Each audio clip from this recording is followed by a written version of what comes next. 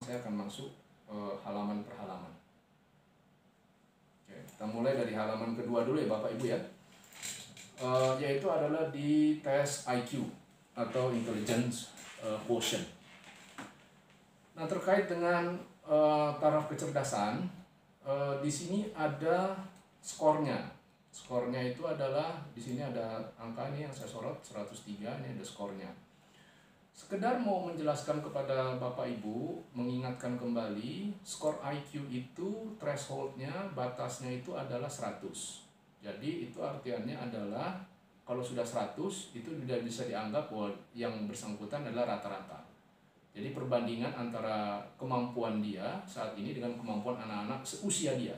Jadi kalau sekiranya dia itu di bawah 100, berarti kemampuan daya pikirnya di bawah anak-anak seusia dia. Tapi kalau dia itu 100, berarti dia itu ya rata-rata, seperti itu. Itu fakta nomor 1. Fakta nomor 2, ketika IQ itu 100 ya, artinya di atas 100, 120, 130, tidak mendeterminasi kinerja atau performa di sekolah. Mohon izin, ini ada yang bergabung. Tidak mendeterminasi performa di sekolah. Jadi artinya adalah tidak bisa diartikan siswa yang IQ-nya 120 apa istilahnya, jauh lebih perform dibandingkan siswa yang IQ-nya 100. Karena pada saat anak-anak yang sifatnya itu sudah 120 lalu kemudian 130, yang bermain bukan lagi IQ, melainkan yang bermain itu adalah aspek motivasi, emosi. Jadi kalau seumpamanya IQ-nya 100 atau 105 misalnya, tapi dia motivasinya untuk perform itu tinggi, ya passionnya itu dia tinggi, itu akan jauh lebih menentukan dibandingkan IQ. Nah, IQ tersebut itu terdiri atas ada 9 sub. Mohon maaf, ada 8 sub ya di sini.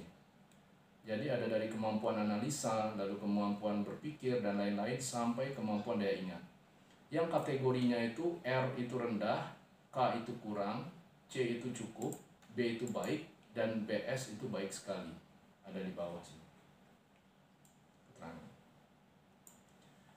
Nah, penjelasan daripada masing-masing dimensi ya, misalnya kemampuan analisa sintesa itu adalah kemampuan menganalisa suatu masalah gitu ya.